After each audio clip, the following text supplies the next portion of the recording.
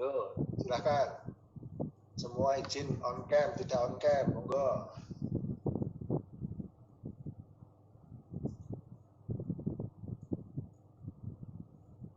Ayo nih, yang lain mana ini?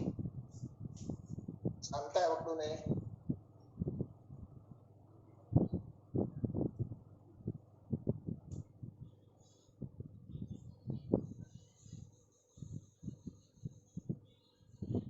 Yuk, Syahid, Zahro.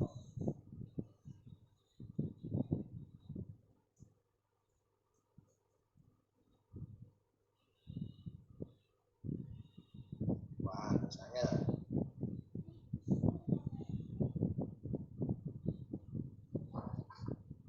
Baik, saya catat aja, saya foto apa adanya. Nanti kalau nggak lulus, jangan nyalakan saya ya. Saya anggap tidak hadir.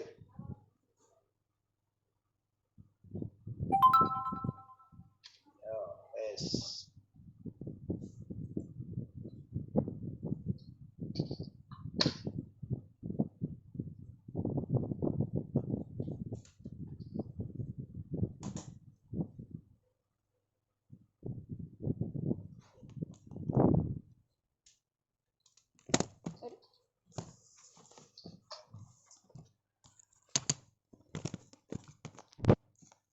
Oke, baik. Assalamualaikum warahmatullahi wabarakatuh.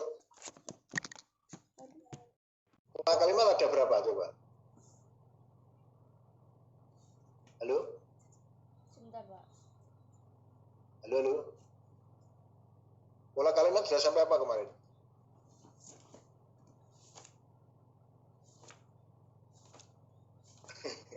Loh, ikut kuliah enggak kemarin tuh?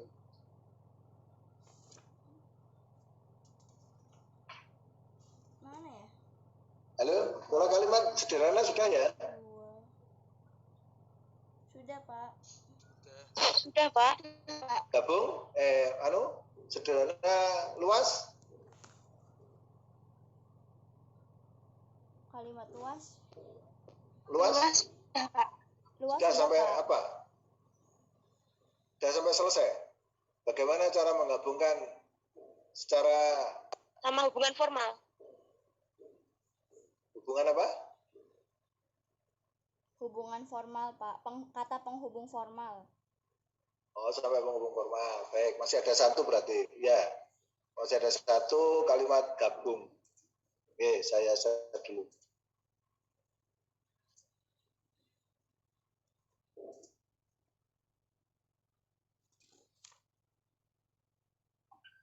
Ini kalimat, pola kalimat ya. Pola kalimat itu kalimat efektif. Pola kalimat ini sudah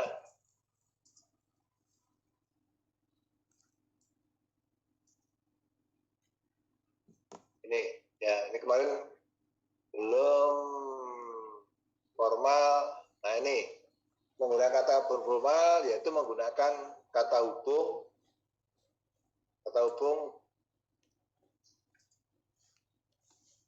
bisa tetapi, bahkan, malah-malahan dan sebagainya. Yang terakhir pola kalimat adalah kalimat gabung. Cirinya unsur yang sama dalam satu atau dalam beberapa kalimat. Kalau ada beberapa SP, subjeknya kalau sama maka subjeknya cukup ditulis satu saja. Kalau predikatnya sama, ditulis predikatnya yang sama saja. Contoh, ini ada Amerika adalah negara yang besar, Rusia adalah negara yang besar, Cina adalah negara yang besar. Yang sama apa ini? Subjeknya apa predikatnya? Predikat, Pak. Predikat. Nah, karena tiga kalimat ini predikatnya sama, maka cukup ditulis sekali, Amerika, Rusia, dan Cina adalah negara yang besar. Kemudian ini rumah itu besar, rumah itu megah, rumah itu indah. Yang sama subjeknya, rumah itu besar, megah, dan indah. Jadi yang pertama kalimat sederhana, SP saja. Yang kedua kalimat luas, SP plus SP. Yang ketiga gabung. SP yang sama, predikat yang sama, cukup ditulis satu saja. Nah, sekarang ini ada contoh. Ada dua contoh, 1 dan 2. tujuan dan ambisi mereka berbeda jauh dengan getaran jiwaku. Fungsi pendidikan dalam mendidik dan mencerdaskan bangsa. Kalimat satu itu kalimat luas atau kalimat sederhana atau kalimat gabung.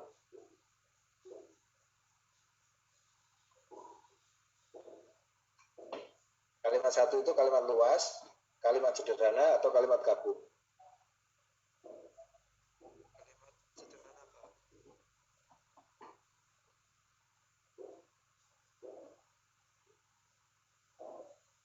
Lalu Kalimat baku, Pak. kalimat Baku. laku. Pertanyaannya kalimat luas, kalimat sederhana atau kalimat gabung. Kalimat sederhana, Pak. Ayo. Sederhana, Pak. Luas bukan, Pak? Luas, ya boleh. Boleh menjawab luas. Terus apa lagi? Gabung, Pak. Gabung. Ada lagi?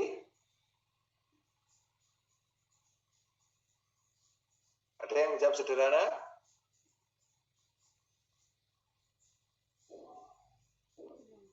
Sederhana itu sekali lagi S, P. Boleh O, boleh K. Boleh ada O, boleh ada K.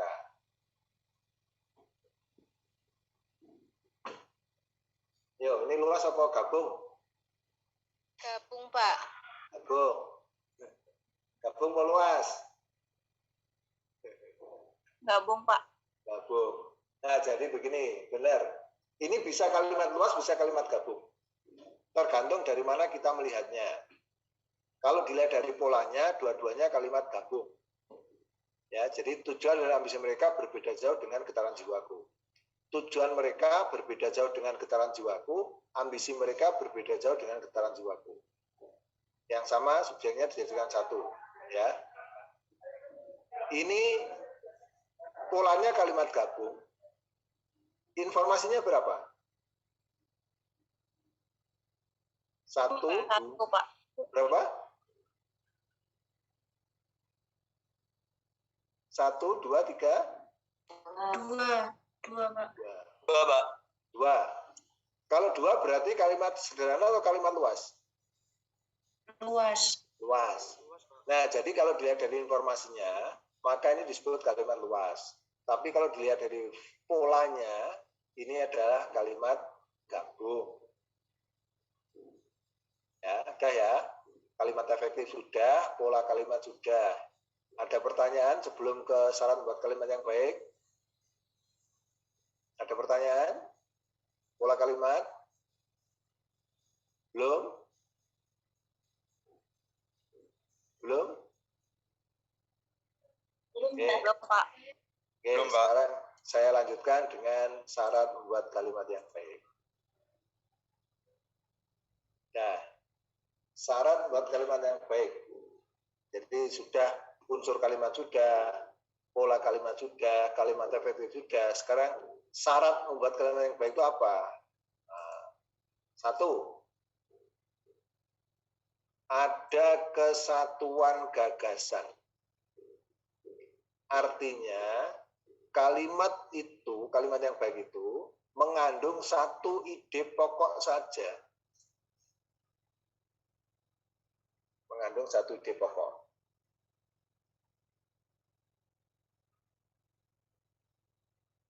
Nah, ciri dari kalimat yang memiliki satu gambaran pokok itu apa? Satu, mempunyai subjek dan predikat yang jelas. Jadi kalimat yang baik itu memiliki subjek dan predikat yang jelas. Kalau subjek dan predikatnya jelas, maka kesatuannya itu mesti ada. Nah, agar tulisan kita itu baik, kalimat kita itu baik, agar subjek dan predikatnya itu muncul, maka hindari penggunaan kata depan di depan subjek. Hindarilah penggunaan kata depan di depan subjek.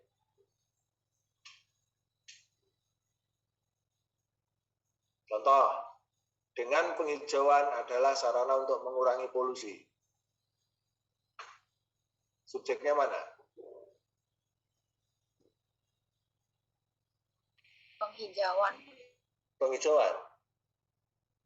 Penghijauan. Pertanyaannya kemarin apa? Apa?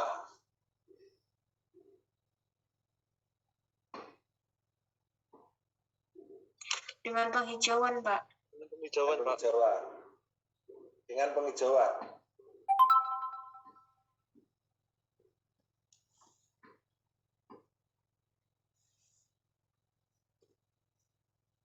Kalau saya mengupas mangga dengan pisau.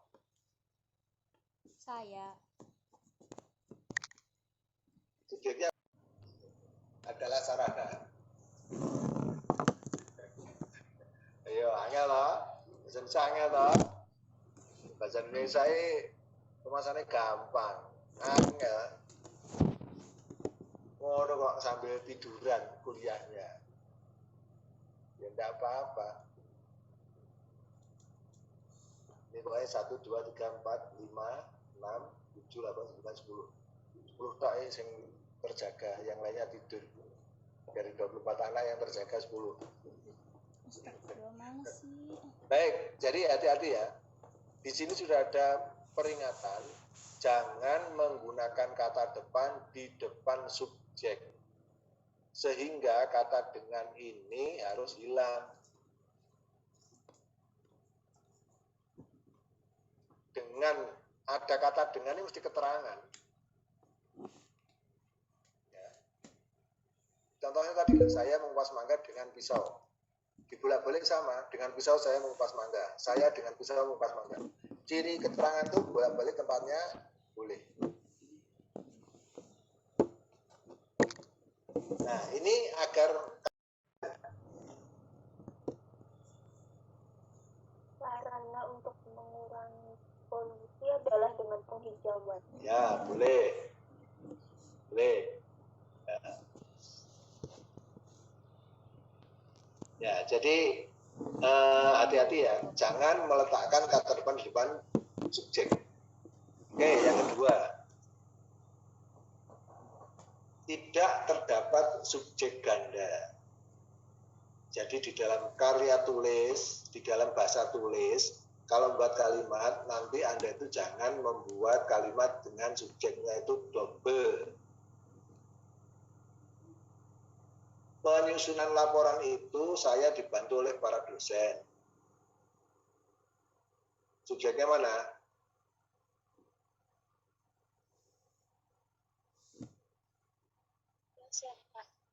Subjeknya mana? Laporan itu. Bukan saya. Dosen, Pak. Nah,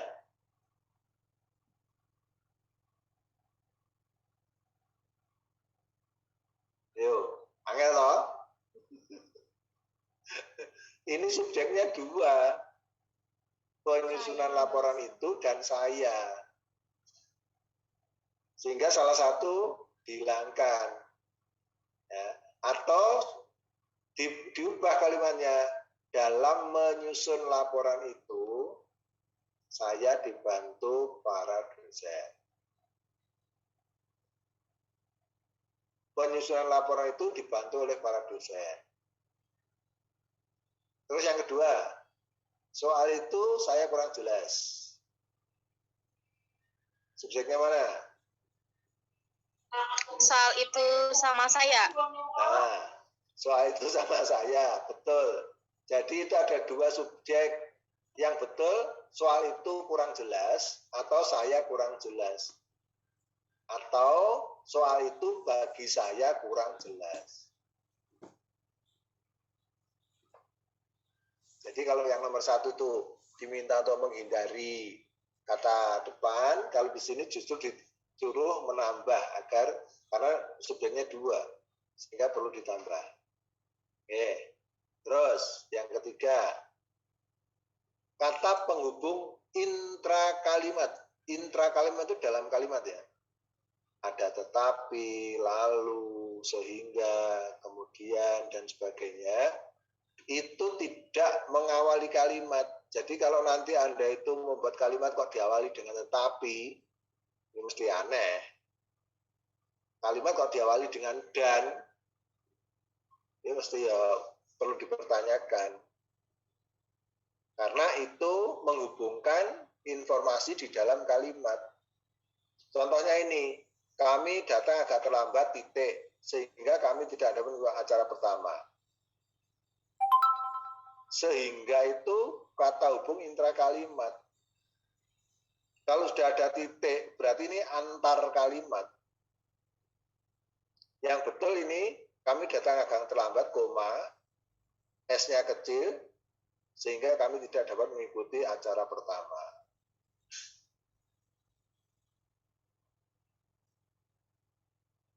Yang keempat, ini predikat kalimat tidak didahului dengan kata yang. Padahal Anda paling senang ya yang ya. Senang Mbak Nurul? Punya yang enggak? Enggak, Pak. Punya? Udah. Mosok? Yang kakung, yang putri. Oh,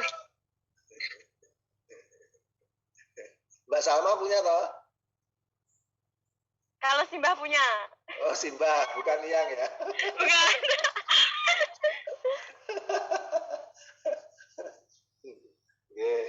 Simba, Eyang, Simba, kakung, uti, ya. Tergantung daerahnya masing-masing. Mbak Salma mana? Asli mana nih? Kepoh, Pak. Sukoharjo. Oh, Sukoharjo, Sukoharjo. Kepoh, Sukoharjo. Oke, jadi sana Simbah ya. Waduh. Tapi bukan yang. Yang hujan turun lagi yang. Nah, meskipun Anda itu senang yang, tapi jangan senang meletakkan di depan predikat. Nanti kalimatnya akan kacau. Kalimatnya akan salah. Contoh, sekolah kami yang terletak di dekat pantai. Subjeknya mana? Sekolah kami. Sekolah kami. Pak. Sekolah kami, Pak. Sekolah kami. Sekolah, Pak. Sekolah kami yang terletak di dekat pantai, Pak. Yang benar semua ini subjek. Karena apa? Karena ditambahi yang di depan terletak ini, di depan predikat. Mestinya sekolah kami terletak di dekat pantai. Betul. Ketika ditambah yang Anda senangi tadi, di depan predikat, maka semua ini berubah menjadi subjek. Sekolah kami yang terletak di dekat pantai kebanjiran. Oh, gitu kan? Sama bahasa Indonesia yang berasal dari bahasa Melayu. Ngopo? Bahasa Indonesia yang berasal dari bahasa Melayu ngopo? Tidak jelas karena tidak ada predikatnya. Tapi kalau ini yangnya dilangi, bahasa Indonesia berasal dari bahasa Melayu. Betul. Kalau Anda pengen yang tetap masuk di sini, berarti tambah predikat. Bahasa Indonesia yang berasal dari Melayu diangkat menjadi bahasa nasional. Kan gitu. Oke? Siap? Ada pertanyaan? Ini masalah yang, masalah kata depan, masalah subjek ganda. Ada pertanyaan? Dereng? Belum, Pak. Belum. Baik, kalau belum saya lanjutkan.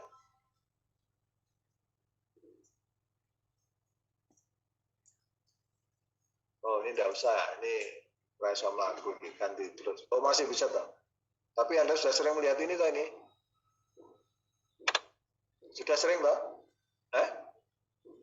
Sudah, Pak. Belum.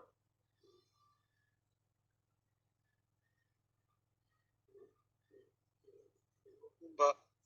Pernah, Pak.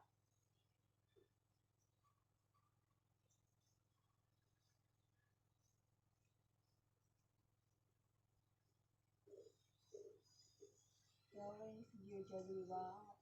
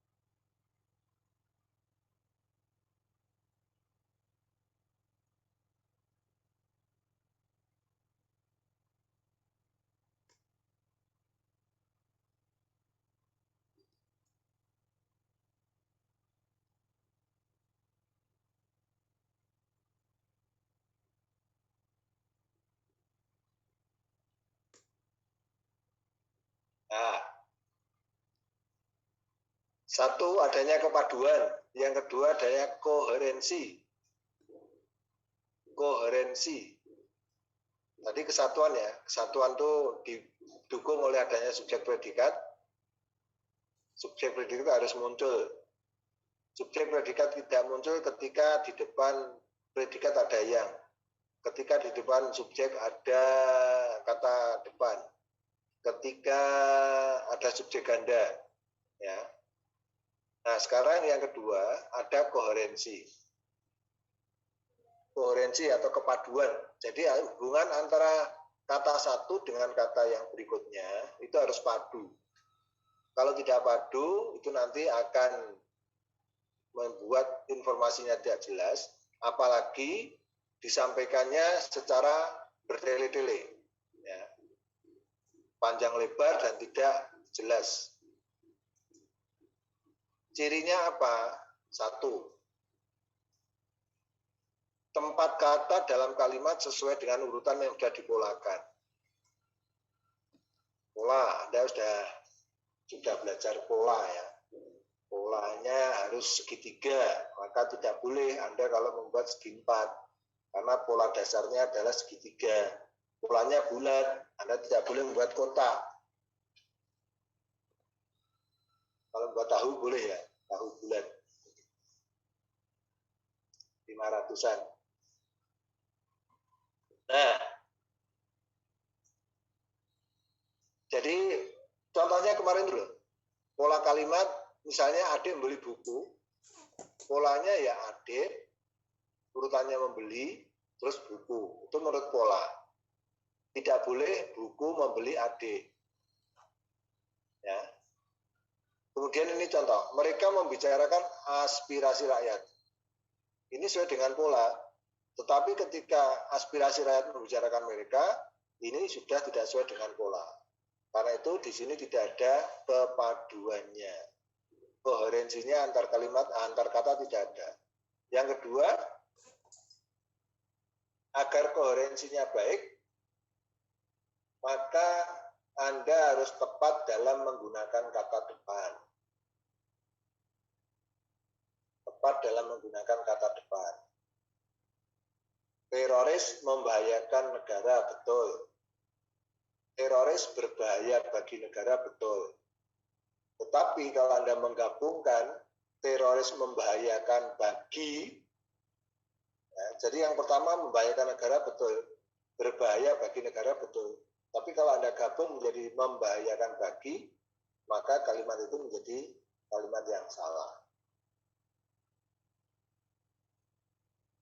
Terus, ya yang B, bisa tak? Bisa, Pak. Oke. Yang berikutnya, menggunakan kata yang tidak tumpang tindih. Kemarin itu saya ketika kita berbicara bahasa baku, membuat kalimat tidak dengan menggunakan kata yang tumpang tindih. Yang tumpang tindih itu artinya ini sejak dari, mulai sejak dari, itu malah 3. Sejak itu sama dengan dari itu sama dengan sejak. Sejak tadi ia menunggu di depan sekolah. Dari tadi ia menunggu di depan sekolah. Mulai tadi ia menunggu di depan sekolah. Jadi kalau ada mulai sejak dari, itu double itu. Terus yang kedua, ini yang salah yang mana?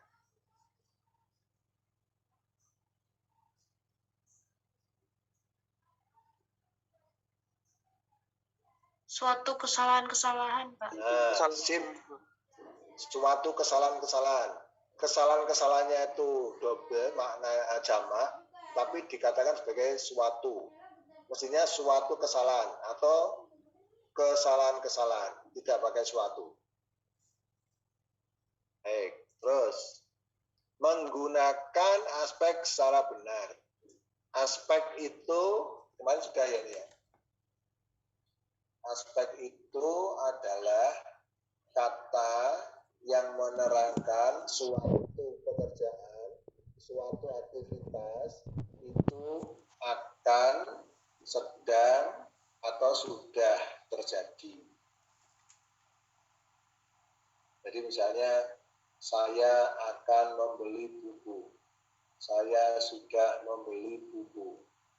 Nah, buku itu sudah saya baca. Bukan buku itu saya sudah baca.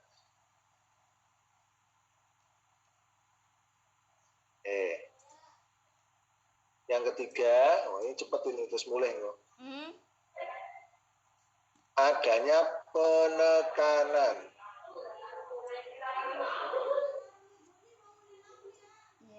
Jadi di dalam buat kalimat itu mesti kalau kita berbicara, kita mengungkapkan gagasan, itu pasti ada sesuatu, dalam hal ini mungkin kata, mungkin informasi tertentu yang ingin kita tonjolkan, yang ingin kita tekankan. Nah, bagaimana cara menekankan gagasan di dalam suatu kalimat tulis? Kalau kalimat lisan kan bisa dengan dikeraskan intonasinya, ya, diubah nadanya, itu kalau lisan. Tapi kalau tulis kan tidak bisa. Saya mau menekankan kata yang mana? Nah, caranya yaitu dengan yang pertama mengubah posisi kata dalam kalimat. Yang semula posisi katanya itu di nomor 1. Ya, misalnya, adik membeli buku di toko buku. Adik membeli buku di toko. Nah, urutan nomor 1 itu biasanya yang ditekan. Yang ingin disampaikan informasi yang lebih ditonjolkan oleh penulis. Adik membeli buku di toko. Adik biasanya urutan pertama itu yang ditonjolkan. Diubah di toko, adik membeli buku. Berarti kalimat ini yang ingin ditekankan oleh penulisnya adalah di toko. Tempatnya, bukan orangnya, bukan pelakunya. Buku dibeli adik di toko. Nah, ini yang ditekankan adalah buku. Nah, jadi urutan kata dalam suatu kalimat itu menentukan bahwa bagian mana yang sebenarnya pengen ditonjolkan oleh penulisnya atau pembicaranya.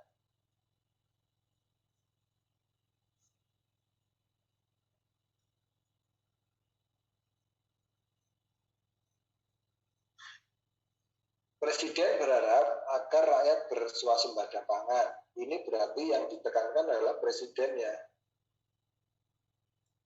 Nah, sekarang yang diubah menjadi di depan adalah harapan. Harapan presiden ialah agar rakyat berswasembada pangan. Swasembada pangan adalah harapan presiden pada rakyat. Nah, jadi bisa dibolak-balik di dalam peletakan kata itu, maka maknanya atau penekanannya berbeda.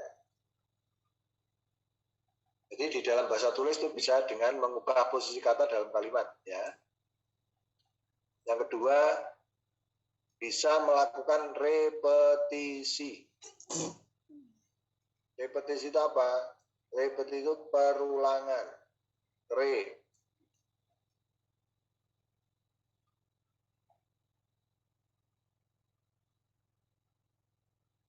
Contohnya, saya suka akan kecantikannya, saya suka akan kelembutannya. Itu diulang.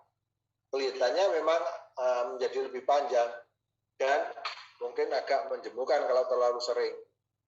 Sebenarnya kan ini bisa, saya suka kecantikan dan kelembutannya. Kan bisa lebih efektif seperti itu. Tapi karena penulis ingin menunjukkan atau menunjukkan bahwa saya suka itu yang ditonjolkan, selain diletakkan di depan, dia bisa mengulang agar lebih dirasakan lebih kuat. Kemudian yang ketiga, melakukan pertentangan atas arti suatu kata. Anak itu rajin dan jujur. Tidak ada kaitannya dengan jujur kacang hijau ya. Anak itu rajin dan jujur. Rajin itu pertentangannya atau lawan katanya tidak malas. Rajin itu malas sebenarnya ya. Rajin itu malas. Nah, pertentangan rajin itu kan malas. Berarti rajin itu kan tidak malas. Terus jujur itu tidak curang. Berarti dibuat pertentangannya. Anak itu tidak malas dan tidak curang, tetapi rajin dan jujur. Nah, ini menjadi suatu yang penekanannya lebih banyak. Tapi jangan terlalu sering ya, nanti kalau terlalu sering membosankan. Yang keempat, nah ini biasanya kita itu menggunakan partikel. Partikel itu bentuk atau imbuhan yang punya tugas untuk memperkuat makna. Biasanya adalah, adakah, adapun. Coba sekarang ini bandingkan ketika Anda menulis tidak usah diberilah. Saudara yang bertanggung jawab. Ketika ia ditambahilah, maka nilai rasa penekanan pada saudara itu akan semakin kuat. Saudaralah yang bertanggung jawab. Kami turut dalam kegiatan itu. Kami pun, nah dapurnya, itu bisa membuat nilai rasa dari kalimat itu menjadi kalimat yang bertenaga atau ada yang ditonjolkan di dalam bagian itu.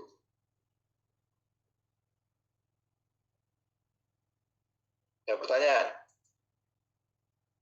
Ada pertanyaan? Wonten pitakenan?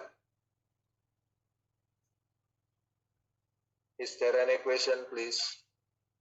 Dereng, Pak. Dereng. Yang terakhir, slide terakhir. Kayak tidur lagi ya. Setelah slide terakhir, udah tidur lagi. Yang penting jangan lupa presensi.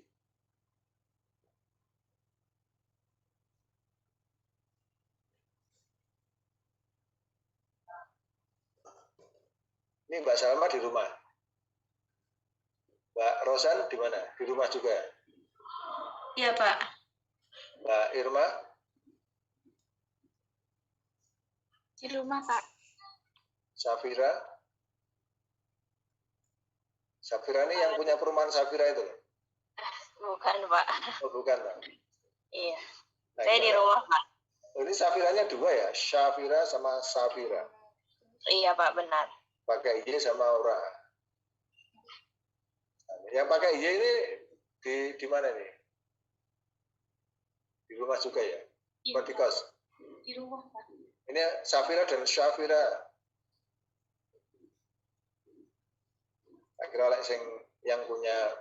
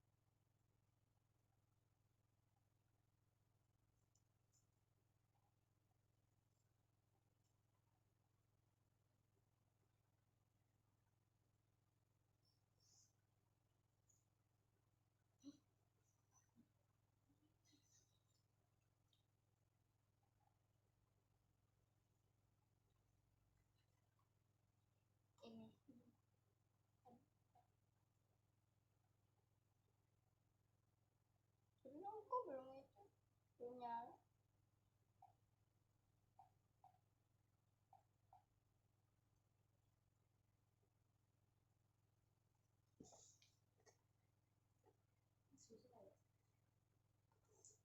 Mana Bapak?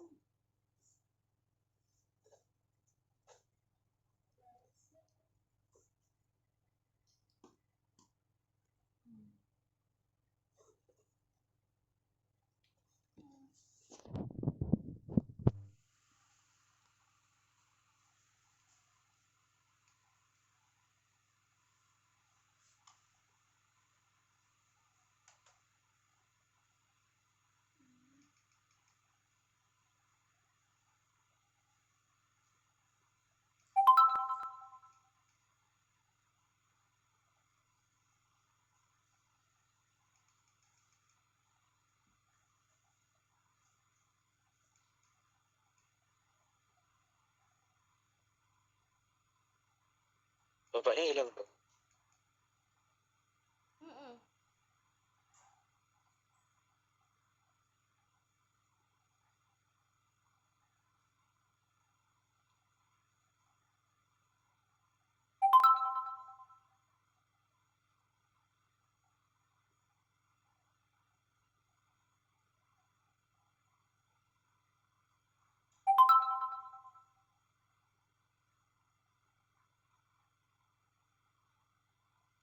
Bye semuanya. Bye aja. Dadah. Dadah. Dadah. Dadah. Bye. Oke. Dadah.